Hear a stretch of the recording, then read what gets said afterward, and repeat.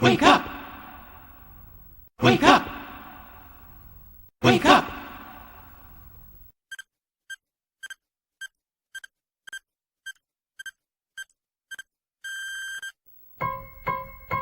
Wake up, wake up, it's time to rise and sing the praise of Jesus. Hallelujah, hallelujah. It's time to rise, to sing, to shout, to bring him all your heart. He'll do the bigger part if you will only make a start.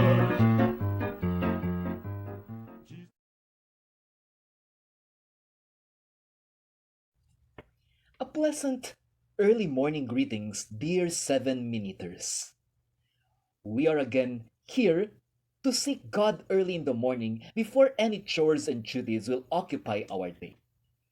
To those who are new to our program, this is 7 Minutes with God, a daily inspirational devotional aiming to provide short, practical, and lesson-imitating messages that will help make our day full of light and happiness. 7 Minutes with God will be available every day between 12 a.m. and 1 a.m. to signal the start of another day, which means another chance to call our God as the first priority in our schedules. I am your friend and online evangelist, Brother Noy Gonzaga, bringing you God's messages in the simplest way possible. Our inspirational passage for this day is found in James 4 verse 10. Again, that is James 4 verse 10, and it says, "Humble yourselves before the Lord, and he will lift you up." Well, though this verse is very hard to follow, this passage from the Lord really requires a lot of humility, especially if we know that we are right, but still we need to follow God in doing humility in our dealings, because if we do so, God will always lift us up. This morning, our devotional is entitled, "The Greatest Body Part." Again, the title is, "The Greatest Body Part." One day, the eyes looked down at the foot and then stared at all the other parts of the body and said, "If not for me, all of you have been injured already. Because I am the greatest body part. That is why I view the way for you. I look at the things for you."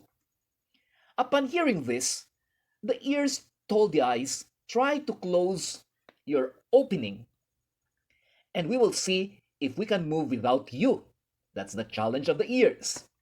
Truly, with the use of the ears, the assistance of the hands, and the guiding abilities of the leg, the body was able to move. Therefore, the eye knew that he is not the greatest among all body parts. When everything was almost calm, the nose said, "I guess nobody can contest that I am the greatest body part.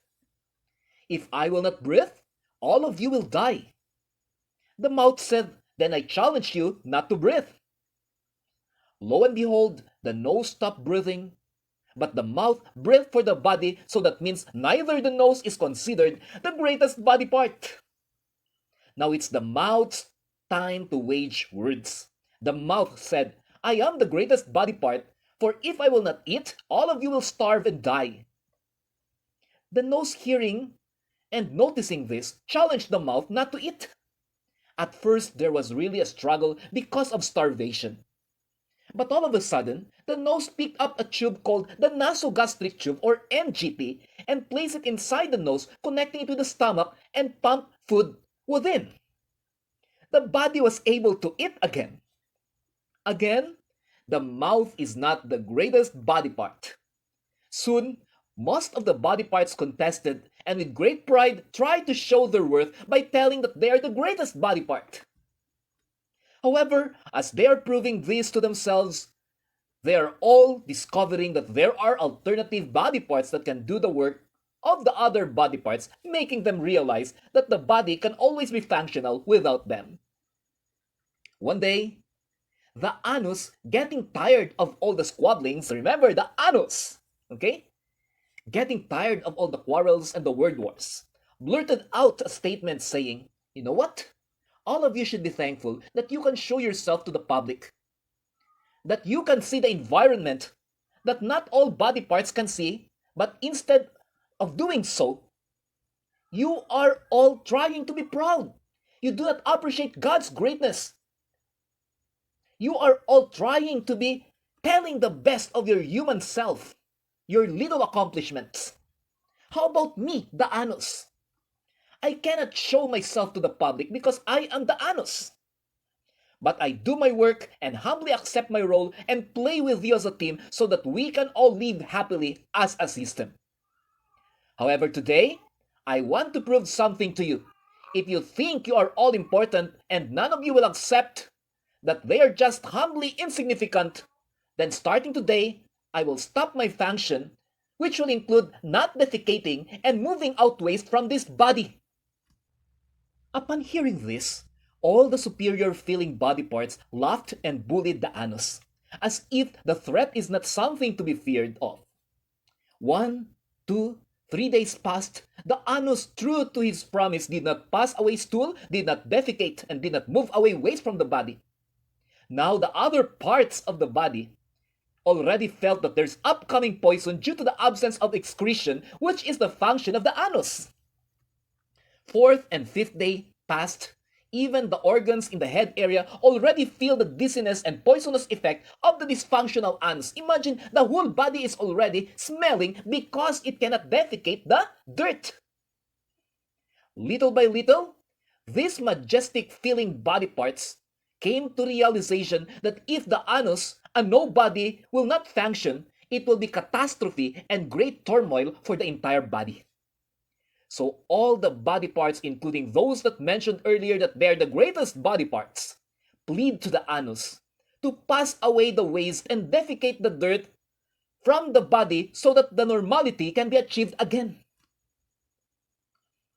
Dear friends, like the Anus, not all of us have great roles in the system that we are a part of. It can be that the system is our work, the system is our church, the system is our school, or the system is even our home.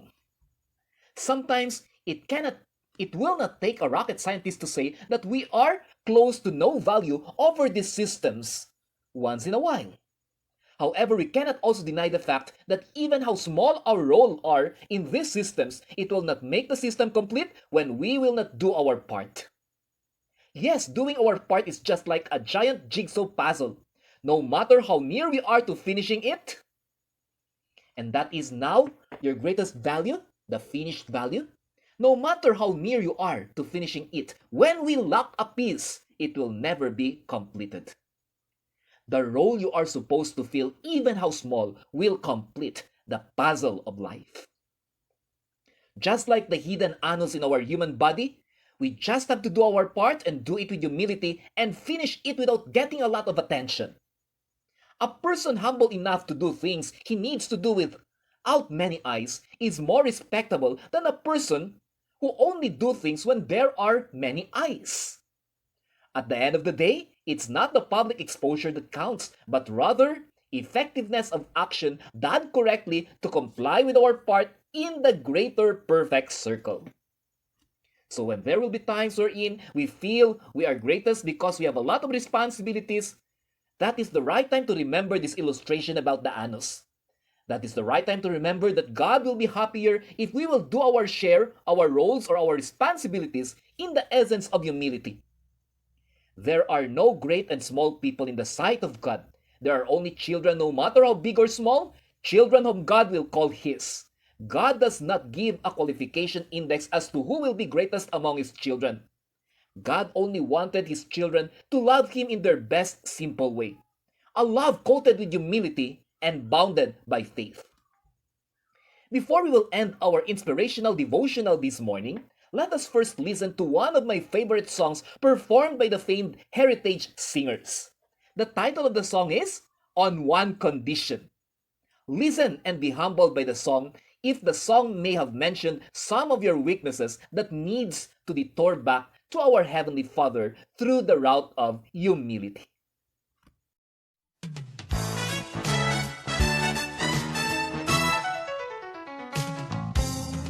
Dear Heavenly Father, Aren't you glad to know that you can count on me? Wherever you lead me, I'll serve you patiently. I'll face any danger, hardship or pain to answer the Great Commission. I gladly will suffer and never complain, but only on one condition. I'll be happy to teach in Christian school when I get my PhD. And I'll be happy to spend a little time in prayer after I watch TV. And if you want me to sail across the ocean and to preach to all I see, I won't hesitate to witness on the beach at Waikiki.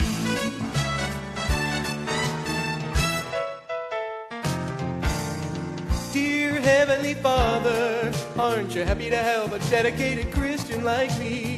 Someone who's willing to serve, holding nothing back, one who lives unselfishly. Cause when it comes to giving everything to you, there ain't no competition. I'll put you first in everything I do, but only on one condition. I'll be happy to go to the mission field if you're thinking about Palm Springs. And I'll be happy to give my 10% when I pay off my house and things. And if you want me to be a good Samaritan and care for every man, and I'll be happy to love my neighbor if he's a 49ers fan. Yes, I'll be happy to love my neighbor if he's a 49ers fan.